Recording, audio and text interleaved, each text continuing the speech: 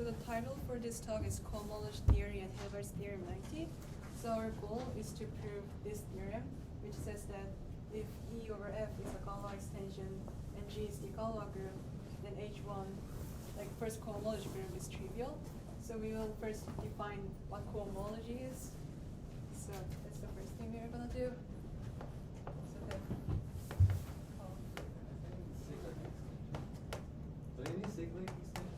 for this one, no. But for the classical one, yes.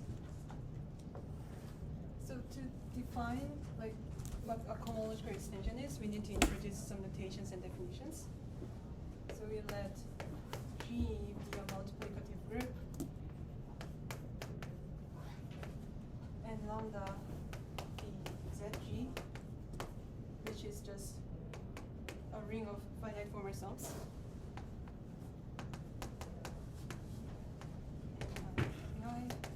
So this is called an integral group.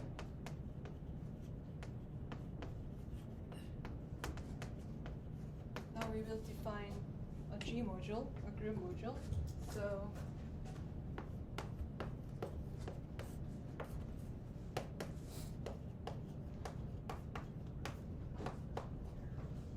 So it's the same as module over ring, except that we only have one operation now.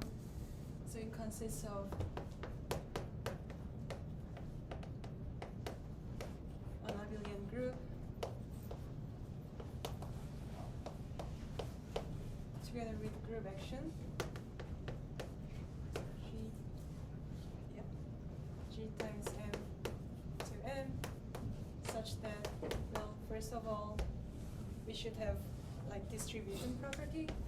So G of x plus y is G of x plus G of y, and G1, G2 of x is G1 of G2x, and the identity element maps x to x. Right? And for a ring module,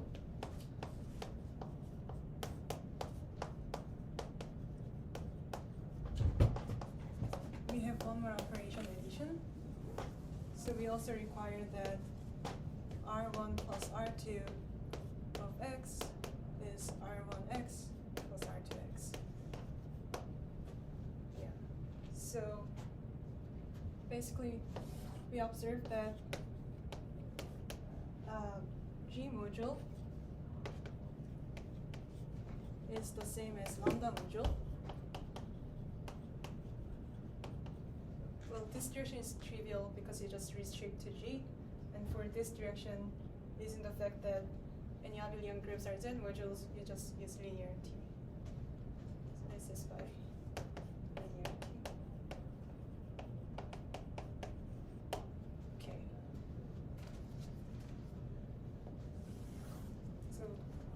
So we need to introduce more notations. So we let A and B in G modules.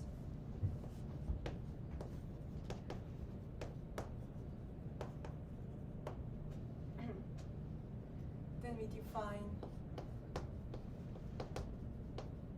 this home of AB be the group of all the abelian group homomorphisms.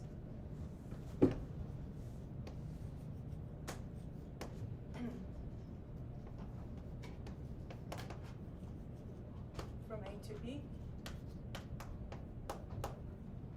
And we let home G of AB be the group of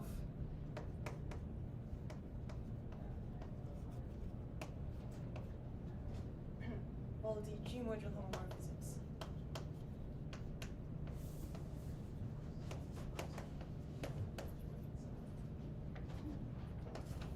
And the definition of G module is as follows. So phi is in home G of AB if, first of all, it should be a homomorphism. If for all A1, A2 in A and G in G, we must have phi of A1 plus A2 equals phi of A1 plus phi of A2, and phi of GA equals G phi of A.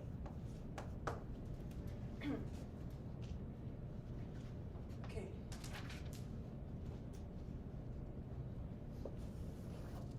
Now we note that this G module, the group of G module homomorphisms is actually a G module. So home of AB has a G module structure.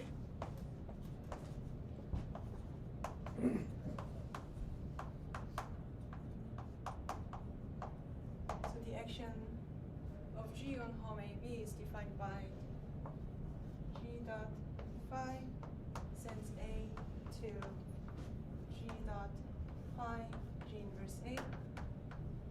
So note that this is a group action on homomorphism groups, and this is an action on A, and this is an action on B, because this is in B.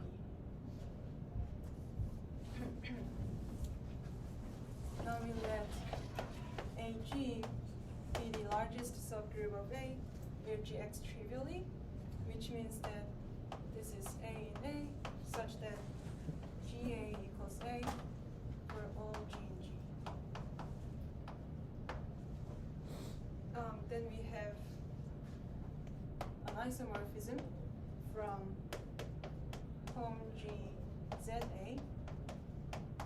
to this AG given by phi to phi of 1. So since 1 is the generator of Z, its value at 1 determines this phi completely.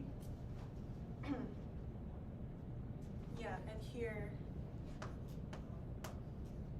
G acts on Z trivially, meaning that G dot N is just N. Any questions so far?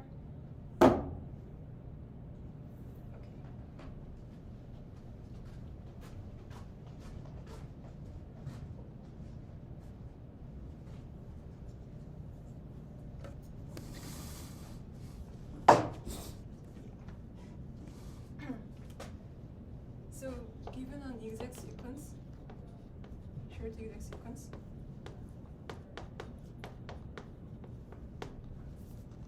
sequence 0, A, B, C, 0 of G modules, we apply this home functor, home G, Z. Then we obtain an exact sequence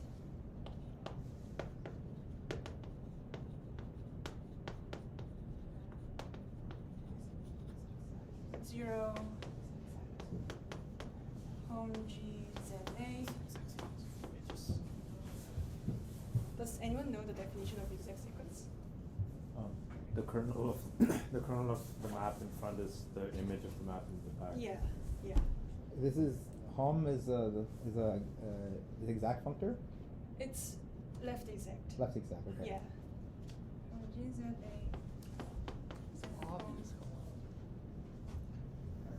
Okay, home G ZB, and this home G ZC. So, well, if this map is F, this map F prime is defined as follows. So if phi, so F prime from home GZA to home GZB is defined by phi to F compose phi. And this is, we define in this way because if phi is a map from Z to A, and F is a map from A to B, we want this to be commutative diagram. So we define a function from Z to B by decomposition. F complex phi. Yeah. And then using this isomorphism here, we can replace that Holmes with AGs, like AG, BG, and CG.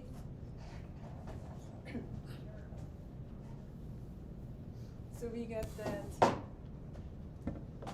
therefore, the sequence 0, AG, BG, CG is exact. Any questions? No? So basically, we want to extend this exact sequence forever. So to do that, we need one last definition. Coinduced. So coinduced module is an EG module of the form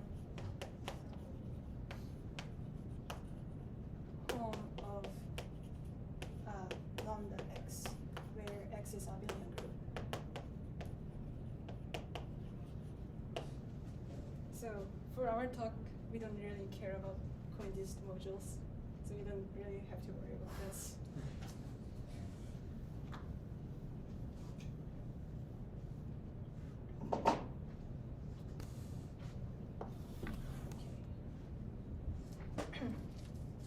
Then finally, we can define cohomological extensions. So that of cohomological extension of AG is given as follows. So this is a sequence HQ GA, where Q is non-negative integers.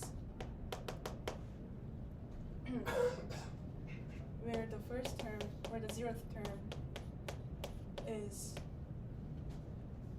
this AG.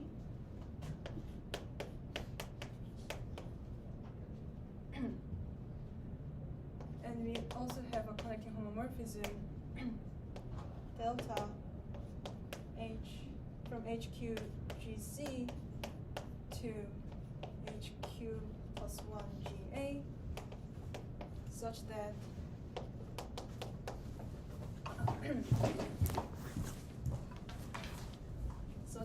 it satisfies the following two properties. So first of all, the sequence 0, AG, BG, CG, and then this is the collecting homomorphism. And we have H1 GA, H2 GA, sorry, GB, and so on. So this should be exact. And also HQ of GA is 0 for all Q greater than or equal to 1 if A is coinduced.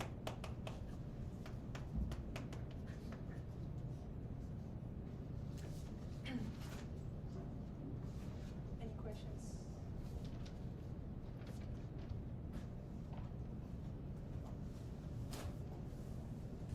So now we have the following theorem. So in fact, this extension, yeah. What exactly is the long set? What's like the exact sequence between H1 of GA and H1 of GB? Because between like AG and BG, I get that we just have the Hom construction, right? Wait, let me see. Yeah. So between like H1 GA and H1 GB, what's the map between there? Because I know the map between AG and BG is the Hom thing that you did earlier, right? Yeah, I don't know. Okay, that's fine. Can you obtain it by applying like the X functor or something like that? No, I'm not really familiar with X function, like long term or whatever. So like, we will not really prove like why. Like we will just. We can just take it to the example. Yeah. Yeah. We will just focus on constructions. So in that definition, what is C?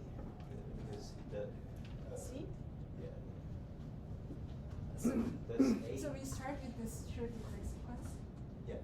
and then we take like fixed groups, and then we want to extend this. So this is the definition for 3 given groups. Yeah. Given a Schrödinger sequence, we want to extend like this way. So the theorem is that there exist unique cohomological extensions of a G, well, up to isomorphisms. So there's essentially one extension. Then definition is definition of cohomology group is that HQ of GA. So, and this unique extension depends on B and C, right? Yeah. Okay. Yeah, you first start with that Schrödinger sequence, always. So we will not really prove the theorem, but we will show how to construct one.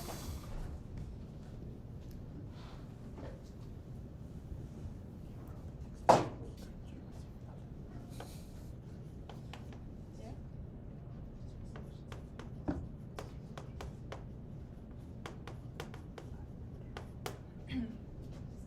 So to construct one, we first need to choose a resolution.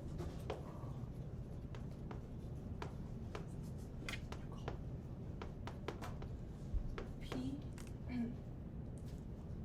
of the ZG module Z, where again GX of Z trivially, and we want to take free groups, free modules. By free ZG modules. And by definition, it means the following exact sequence. So this is an exact sequence like this. Sorry, this should be the 2. This is the augmentation map, Z0. So the fact that this is exact is the definition, and then we are taking these PIs to be free modules. And free module just means you have basis. Okay.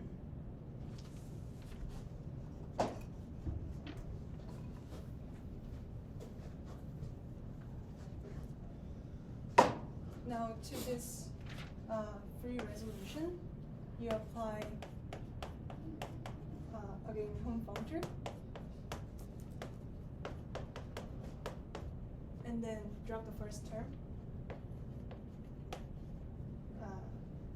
HG of ZA, sorry, home G of ZA, to obtain a cochain complex.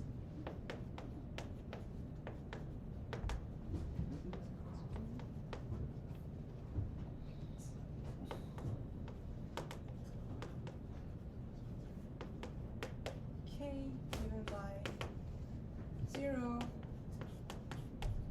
home G of P0A. This is the dual home D0, and home G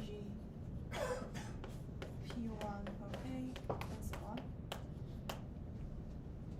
The numeration should be shifted, right? I guess it doesn't. The D0 was the map from D1 to D0. I guess. I mean. D1 was the map from D1 to D0. So maybe it should. Did we cut off, I think we cut off the first one, right? Yeah, we removed the first one. And then I guess the index don't really matter. I mean, I will define. So these D1s, DIs do not have anything to do with those. No, I'm just gonna. I'm now gonna define this one. So here this di of f is defined to be f couples di plus 1. This is the dual. Yeah. So we define this way because, again, di plus 1 was a map from pi plus 1 to pi. So we want to define di, like this dual, to be a function from home G pia to pi plus 1a.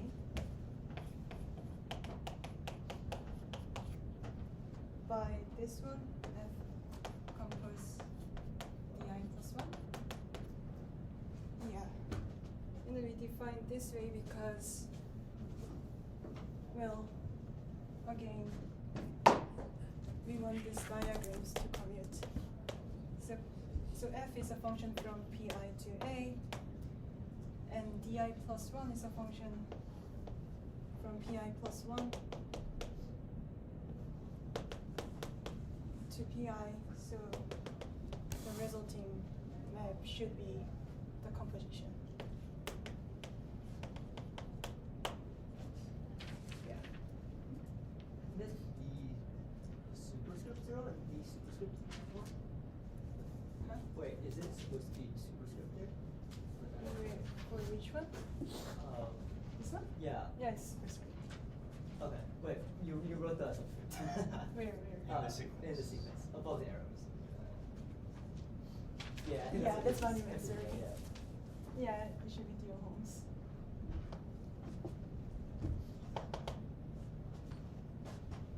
Yeah.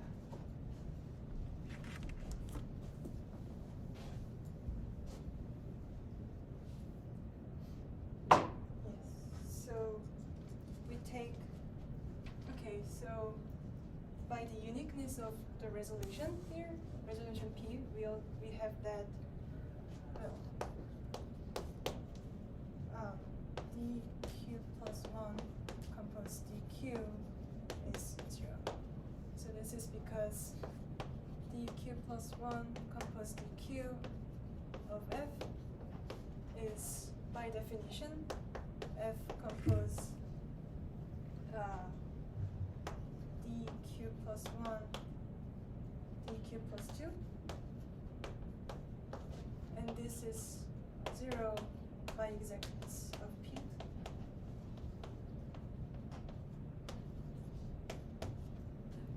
Since this is a G model home, this should be 0. So this implies that the image of the Q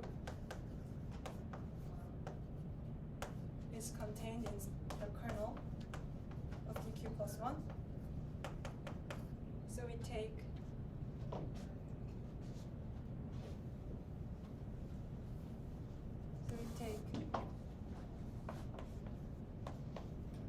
HQ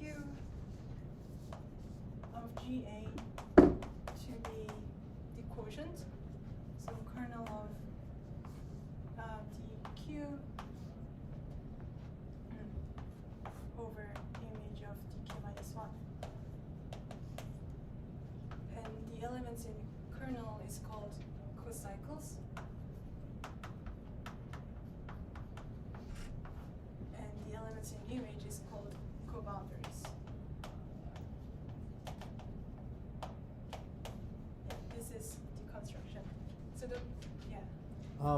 So why can we choose any resolution? Huh? Why can we choose any resolution? Oh yeah, I can show you after the talk. Okay. I mean, we have uniqueness, so we will not prove uniqueness because of the time. Somehow this does not depend on B and C because the whole construction only uses A. Yeah. So this actually doesn't depend on the rest of the sequence. It does not depend on B and C. But you have to verify those two conditions. Yeah. So because the Hilbert's theorem 90 is on Gala homology is related to Gala extensions, I will briefly review it. So, or state the definition.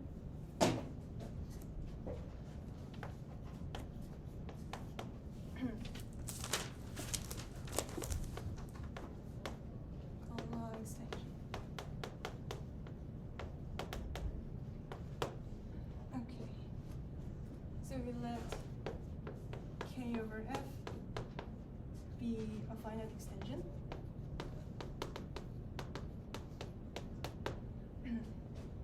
Then there is called Galois if the cardinality of alt K over F is the same as the index KF. So here, this thing is all the automorphisms from K to K, fixing F pointwise. And this is the dimension of vector space when you see K as a F vector space. And then in this case, if this equality holds, we call this Galois automorphisms.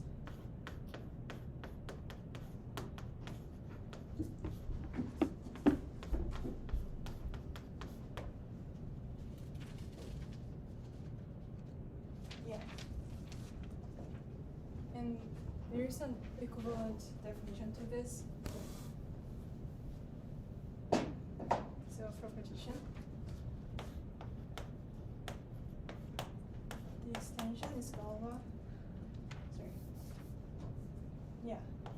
The extension is Galois if and only if F is the fixed field.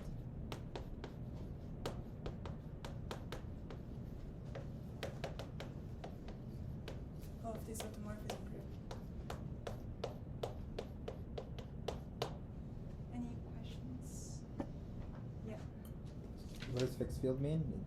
Oh, fixed field means the one fixed by all the automorphisms. Oh, like the only, like this largest field is fixed. Yeah. Okay. Okay. So there's one example. So we let K over F be Galois, and G be the Galois automorphisms. Then H0 of GK star is K star of G. And by this proposition, we have that this thing equals to F star. Yeah. Okay. So because we have uniqueness, we can choose any resolution. So we will choose like a simpler one to get an explicit description of one cocycles and one cobalaris.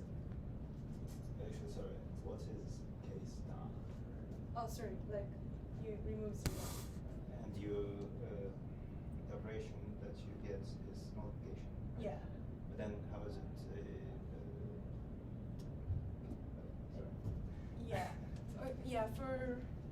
Yeah. When we first defined it, we used addition as operation, but for this one, the multiplication is the operation. Yeah.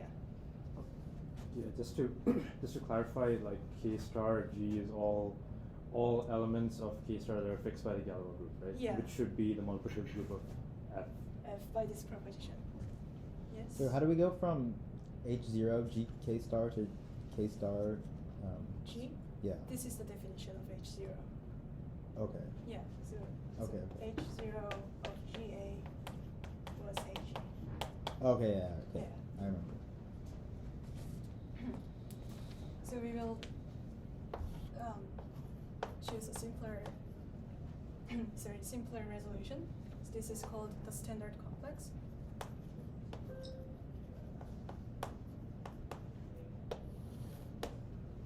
So we take PI's to be Z GI plus 1, and then G acts on PI by component-wise, distribution.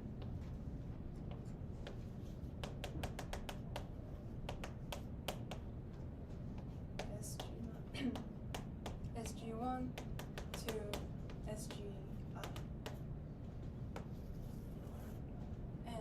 note that this PI is a ZG module, lambda module, with basis given by 1 G1 to GI. Yeah. What are the GIs here? Oh, so the elements in GI plus 1. What is G? Yeah, what is GI? Like, what is GI? Like, what? What do you mean? Like- this one? Are they just? Cartesian product. Oh, Just okay. a Oh, Cartesian okay, product. okay, Yeah. okay. Sorry. And then take finite Fourier results. I see. I see.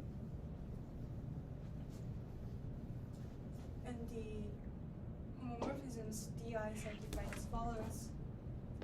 So DI from PI to PI minus 1 is defined by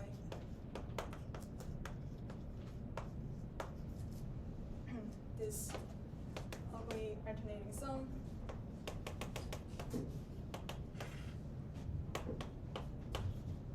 J equals 0 to I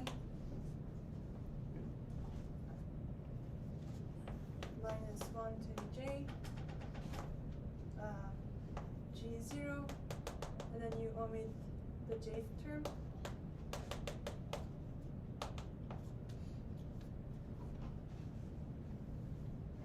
And then the augmentation map epsilon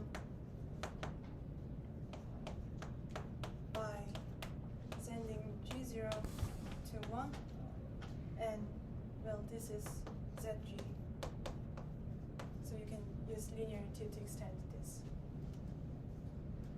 Yeah. And we will not show that, but with this operation, the resolution, like, sorry.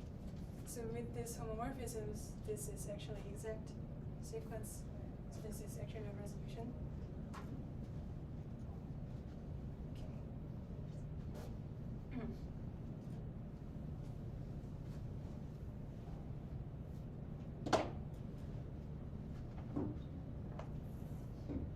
Okay, now we apply home.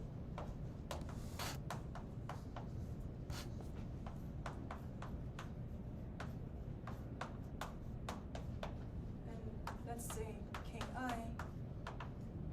is home G PIA. Then f in Ki can be seen as a function from Gi plus 1 to a, because you can just use linearity. And since this is a G module home, we should have that f of Sg naught, Sg1, Sgi equals S of f G naught to Gi. Then we notice that f of S naught, S1 to Si can be expressed as S naught times f of 1, G1, G1, G2, and so on, where this Gi or Gj is defined by Sj minus 1 inverse Sj. So this means that f is completely determined by its values at these points.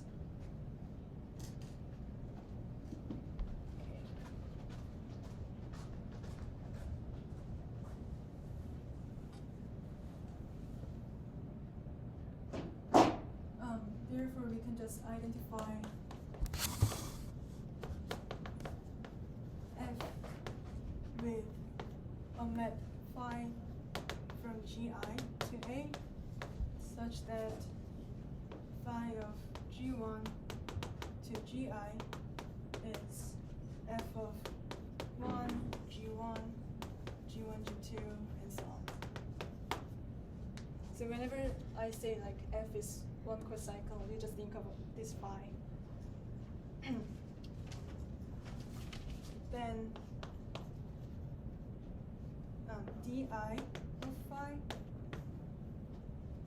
of G1 to Gi plus 1 is the same as di of F of 1, G1, G1, G2, and so on. And just by plugging into the definition of di's, we get massive sum. G1 phi of G2 to Gi plus 1 plus sum J equals 1 to I. It's our alternating sum phi G1 Gj plus 1 Gi plus 1 plus minus 1 I plus 1 phi of G1 to Gi. This is just by plugging into the definition of di's. Okay. Any questions? No? Excuse me. Yeah? How is phi defined again? So phi of G up to G1 up to Gi is f of 1, G1, G1, G2. G2. And what's like the next term? G1 to Gi. So just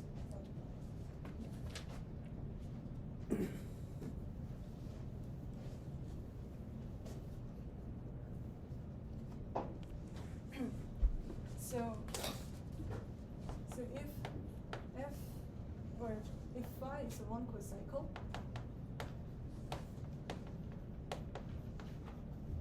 this means that d1 phi equals 0. Sorry. One cocycle, it means that phi is in kernel of d1. Therefore, d1 of phi is 0. So by taking I equals 1 there, we get that phi of G1, G2 equals G1 of phi G2 plus phi G1. This is just by plugging in I equals 1. And observe that this is almost an homomorphism, except that we have G1 here.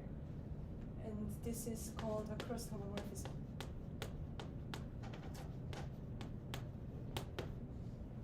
Okay, similarly, if phi is a one coboundary,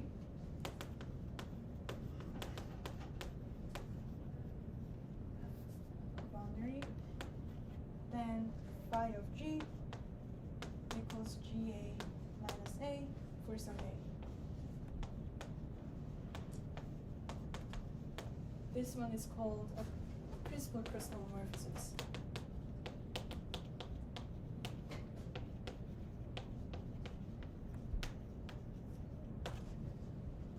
Okay. Any questions? This is because it's the image of D0? Yeah.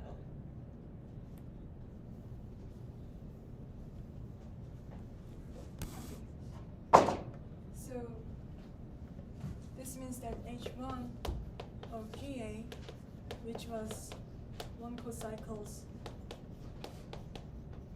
over one coboundaries, this is the same as cross homomorphisms over principal cross homomorphisms.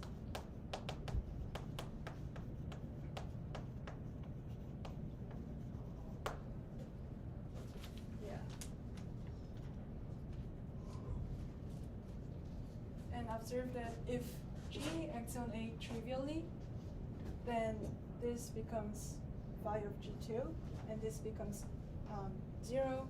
So if Gx on A trivially, then H1 is just homomorphism group.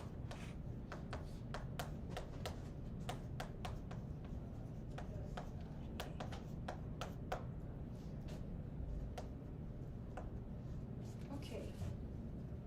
So, well, this is all we need to prove Hilbert's theorem 90, modern version of it. But to prove classical version, we need to introduce the case where G is cyclic group. So if G is cyclic, we have different description for H1 as well.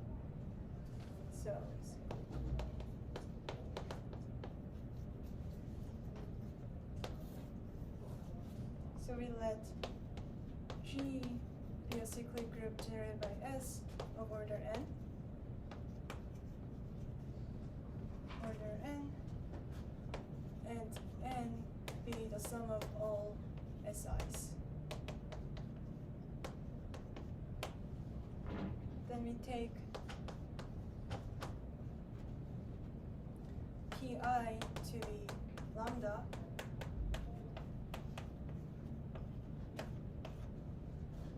and Di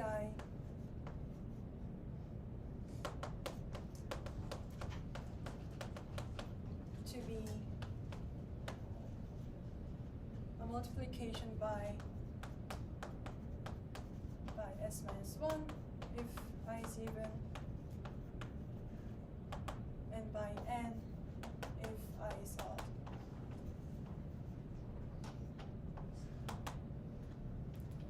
Which means that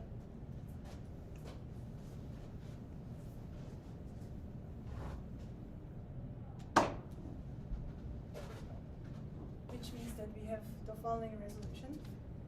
So P S minus 1 lambda n lambda S minus 1 lambda epsilon z. The fact that this is exact follows from the fact that n times S minus 1 equals S minus 1 n equals S to the n minus 1 is 0. So you need to do more than this, but this is actually exact. This is a resolution.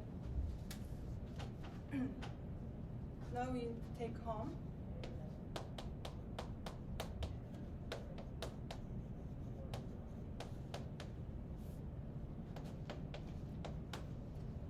A, and then also note that home G of lambda A is isomorphic to A, where the isomorphism is given by phi to phi of S, because S is the generator. Yeah, in that line, what is the differential map pi to pi minus 1? Is that multiplication by? So for which map? This one? No, the one to the paragraph to the left of it, like d pi minus 1 to the left. Is it multiplication by? This one? Yeah. Sorry, this is S minus 1. Multiplication by S minus 1 if I is even, and multiplication by n if I is odd. So we get this resolution. Then we obtain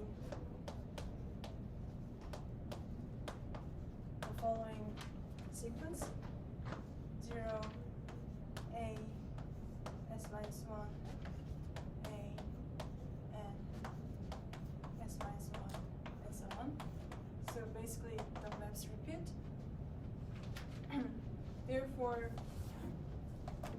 we have that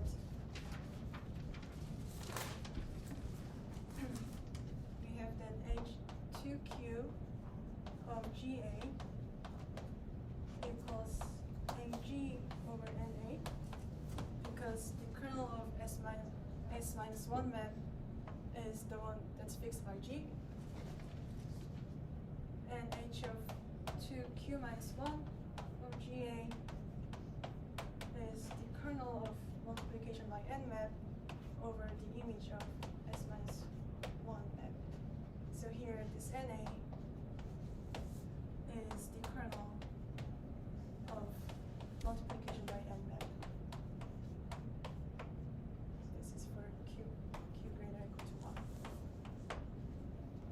So in particular, we have that H1 of GA is NA over S minus 1. So this is another description in the case where G is cyclic. Okay. So now we can prove Hilbert's theorem 90.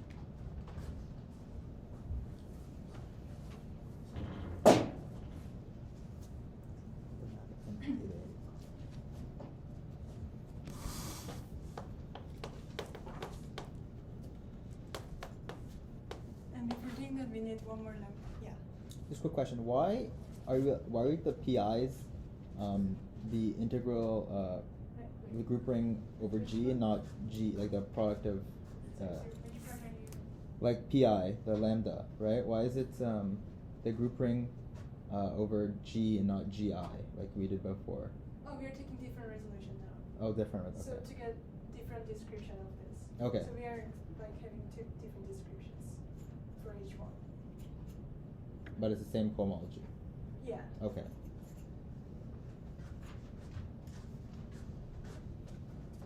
Okay, so we need one more lemma.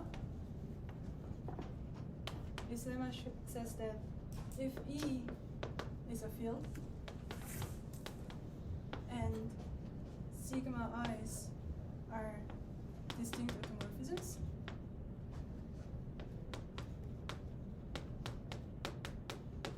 then they are linearly independent.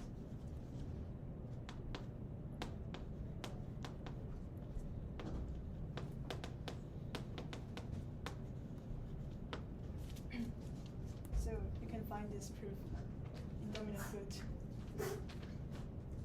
Okay. So the modern version of Hilbert's theorem 90 says that Sorry, who is linearly independent? pardon? Who is linearly independent? Oh, this distinct automorphisms of E. Linearly independent in the space of homomorphisms. Hmm? Linearly independent over what? As maps. Over So the fields. Is it as Yeah. like maps So- as vector spaces vector over spaces? as vector As a- spaces over the base field? As a linearly independent character as well, feeling. Huh? Like separable equally if your maps are linearly. So this means that, well, sum of I equals 1 to n, ci sigma I equals 0, or constantly 0 if and only if ci's are all 0. CI and E though. Yeah, Okay. yeah.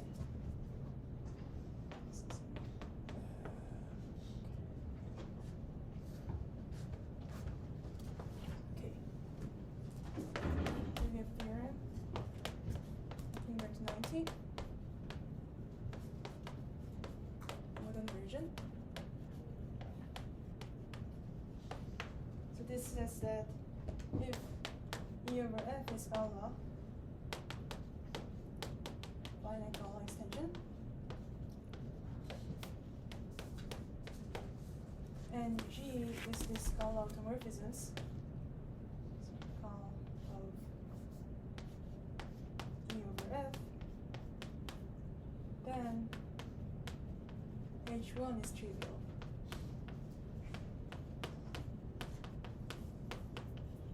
This means that all the 1 cocycles are also 1 coboundaries.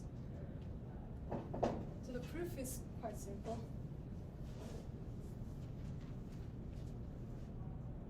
Okay.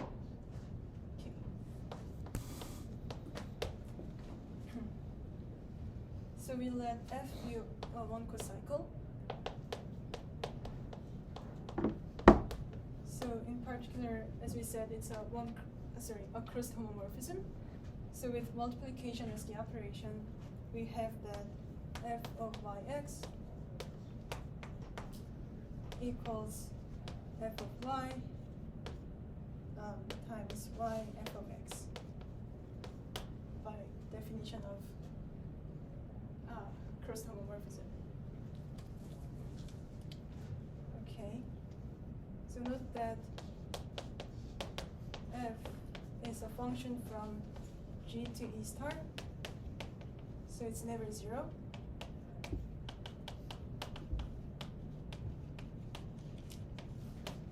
Right? So the linear combination, the finite linear combination, sum x in G, f of x times x is non-zero by the previous lemma. So these are the coefficients. C sub x. And note that x in G means that x is a Gauss automorphism. Yeah. And because this is non-zero, there should be an element such that so there should be an element C in E such that when you apply this to C,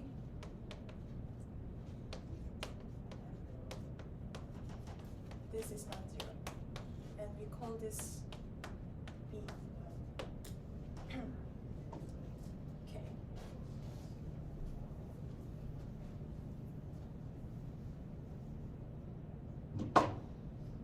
Okay. Is X like just an arbitrary element of the Galois group?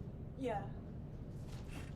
So it runs over all the Galois groups, all the elements of Galois group. Then for y in G, we have that by applying y, we get y of B equals sum x in G, y f of x times y x of C. And using the fact that it's one cocycle, we get that this thing equal to x in G f of y inverse f of yx times yx C. So you can pull out this fy inverse, and as x runs over G, this yx also runs over G. So by definition of B, this is fy inverse times B. Therefore, we have that f of y equals B over yb, which is, well, y of B inverse over B inverse. This is a principal cross homomorphism.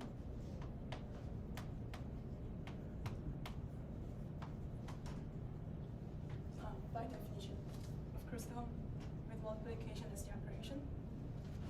And cross homomorphisms are one coboundaries, so this completes the proof.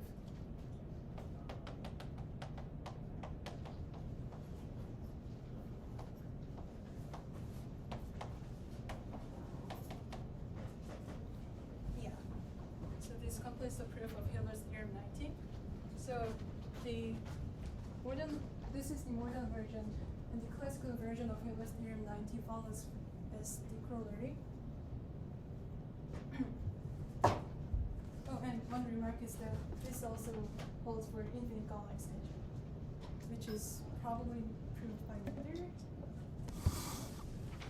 Oh, you mean the modern version? Yeah, this modern version. This holds for infinite Gauss extension as well.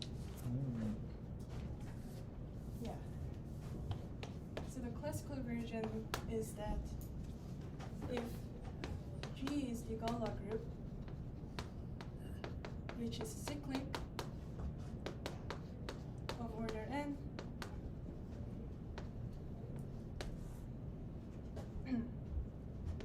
and A is in E star with the norm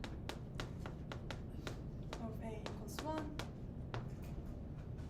then there exists B in E star such that A equals B over SB. And this follows from the modern version, and using the fact that, well, this shows that 0 equals H1 of GA, and we also have that for the cyclic case, this is equal to NA over S minus 1A. So just, this means that A is in kernel of multiplication by n map, so this should be of this form, with multiplication as the operation. Yeah. Okay, so can I talk about applications? Yeah. I can't believe the applications of general up here.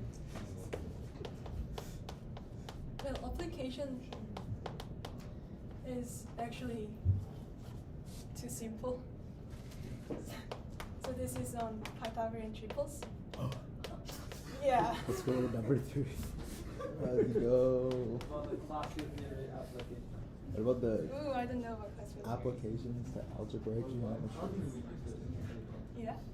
So we consider the Galois extension Qi over I, where the Galois group is generated by the complex conjugation. Right? Then let's say that x, y, z, the Pythagorean triple.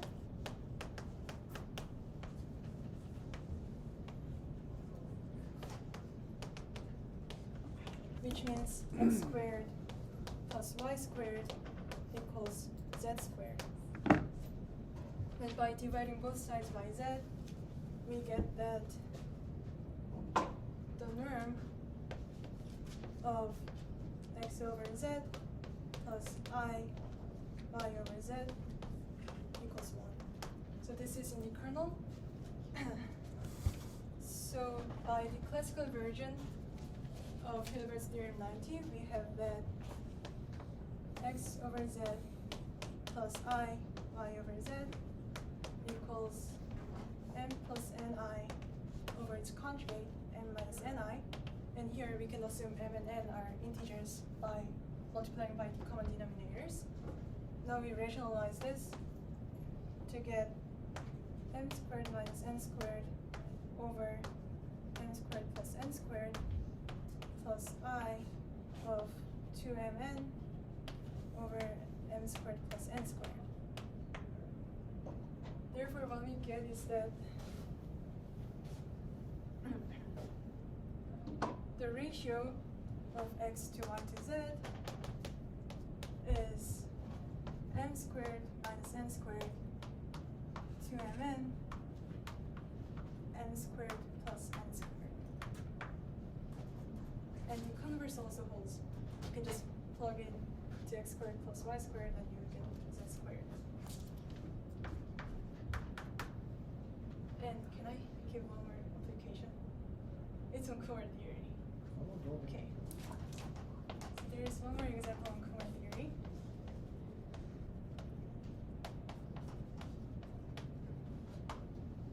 So we want to show that well, the claim is that if K is a number field,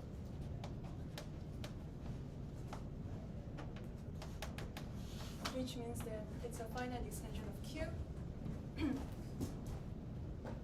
then H1 of Galois of algebraic closure modulo K, over K of the M-roots of unity is isomorphic to K star over K star to the M. So this is the M-roots of unity. And this is algebraic closure. So we take algebraic closure because we want all the M-roots to be in K bar. And the proof just follows from this version of Hilbert's theorem 90.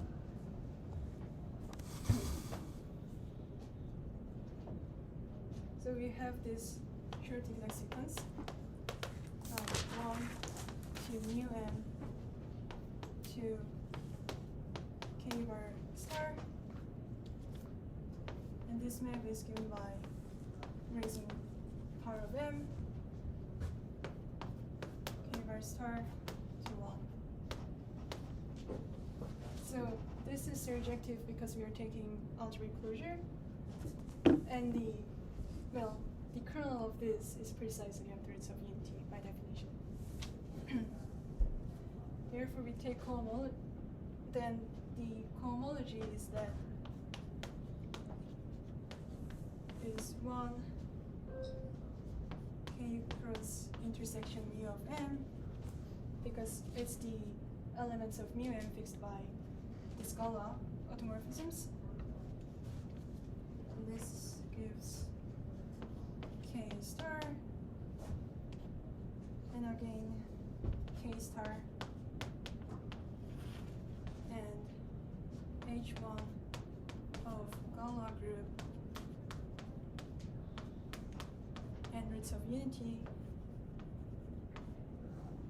and h1 of Galois group of this k star, and so on. But this part is 0 by this Mordan version of Hilbert's 90. So this is 0. So you get this exact sequence. Sorry, it should be, it's trivial, 1. Which means that this map is surjective.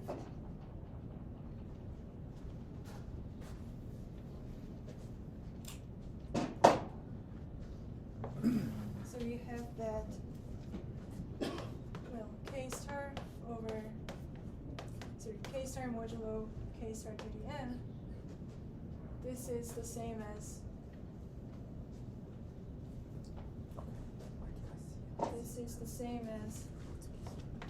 k star modulo, let's call this map F and this one G.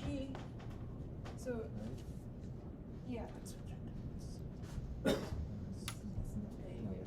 Sorry. So this is F. And this is G. And note that this F is still raising power by n. So this one is the same as F of k star. Then by exactness, right? By exactness, this is k star modulo the kernel of G, where G is that Colloquium homomorphism. And this one, by first isomorphism theorem, this is isomorphic to image of G, which is, again by exactness, the same as H1.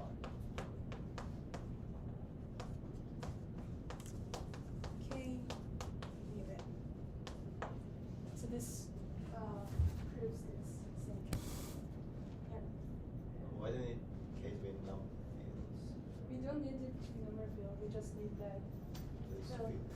yeah, with characteristic of k, non-dividing m.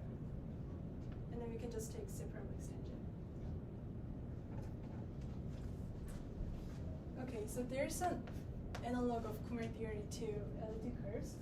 So instead of considering M-thirds of unity, you consider M torsions, and that's important when studying PSD conjectures, which is one of the most important problems in number theory. And also cohomology theory, Galois cohomology is also used in the proof of Fermat's last theorem and like Colli-Vagin's Euler systems and so on. So if you want to study like elliptic curves or modular forms, you need Galois cohomology. And also, moreover, H2 is used to define Brouwer groups, and that classifies center signal algebra. So there are other examples as well. Yeah, this is good. Thank you. I wish I said about number theory. Any questions? Okay. Thanks. Banger. Yeah. Banger for number theory enjoyers. Yeah, this was a really good talk. Everyone should study number theory. I just